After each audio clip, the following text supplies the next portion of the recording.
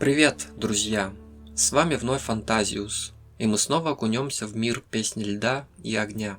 На этот раз мы поговорим о стене, вернее, о ее будущем. Что стало со стеной и ночным дозором? Нашлось ли им место в новой реальности? Или они ушли в небытие вместе с иными?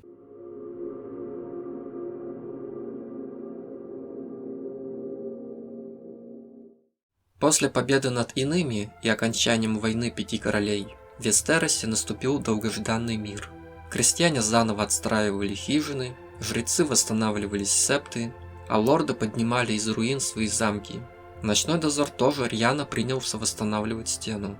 У Ордена не было великанов и детей леса, с помощью которых Брандон-строитель когда-то возвел гигантскую стену. Зато черные братья не испытывали недостатка в людях. После битвы с армией мертвецов в ряды Ордена вступили сотни мелких рыцарей, воинов и простолюдинов. Часть из них пришла в ночной дозор по идейным соображениям.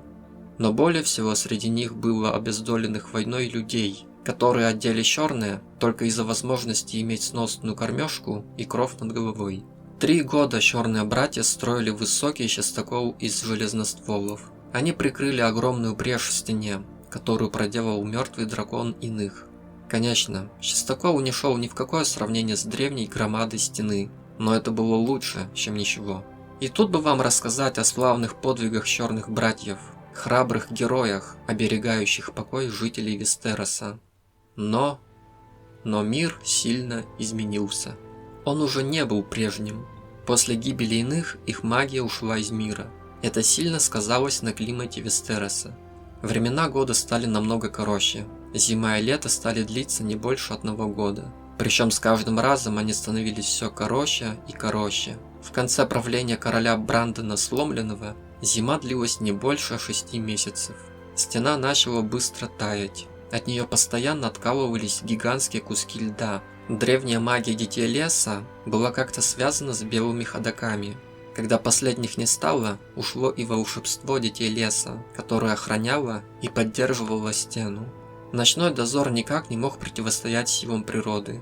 Уже через 15 лет после битвы с армией мертвецов люди были вынуждены покинуть часть стены, потому что на ней было опасно находиться. Однажды огромная глыба льда обрушилась на Черный замок.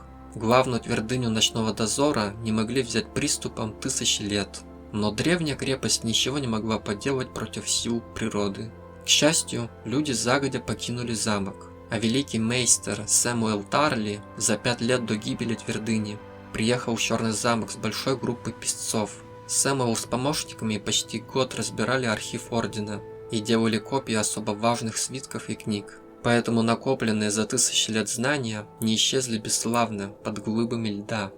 Иные исчезли, а одичалых было слишком мало, чтобы они могли представлять угрозу.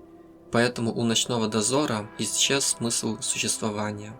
Однако после Великой битвы у Винтерфелла Орден просуществовал еще почти 100 лет. Последние годы своей жизни он стал просто прибежищем для ссыльных преступников и обездоленных людей, которым некуда было больше податься. В 388 году от завоевания Эйгона расплодившиеся за почти растаявшей стеной одичалые совершили большой набег. Некоторые отряды налетчиков дошли до самого Винтерфелла. Перед ночным дозором забрезжила надежда на возрождение.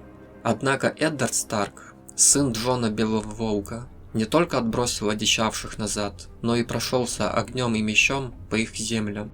Он присоединил к Северному Королевству обширные территории за стеной, вплоть до гор Теннии. Таким образом, замки ночного дозора оказались в глубоком тылу королевства Старков. Орден окончательно утратил остатки своей оборонительной функции. В 399 году ночной дозор навсегда прекратил свое существование, как и стена, от которой остался лишь пологий ледник. Черные братья основали несколько новых замков и селений на территории Брандонова Дара и Нового Дара. Эти земли вскоре прозвали Стеной. Эддард Старк, как и его потомки, памятуя о великих подвигах Ордена, не стал покушаться на их владения. Братья обзавелись семьями и земельными наделами, на которых выращивали скот и хлеб. Они отказались от многих прежних обетов, но сам Орден не исчез. Теперь он превратился в общину, которую называли «Братство Стены». В ней находили приют раскаявшиеся преступники, сироты, брошенные детьми старики, бастарды и проще скорбные люди. Вступив в орден, они отрекались от старых имен, наследственных прав и старых обетов, чтобы начать новую жизнь. Хоть старый ночной дозор и исчез, многие его традиции были живы. Члены общины по-прежнему выбирали на общем голосовании лорда-командующего. Среди братьев и сестер царило равноправие, а их жизнь была подчинена строгим аскетическим правилам. Не забыли люди Стены и тяжести меча. Хоть старки и усмирили непокорные племена одичалых, вольный народ нередко совершал набеги, поэтому люди Стены были приучены к ратному делу. Вот так сложилась судьба Стены и ночного дозора. Мир изменился. Стена и ночной дозор ушли в прошлое, вместе с иными и долгими зимами, оставшись лишь в сказках и легендах старой Нэн. Наступила эпоха новых героев.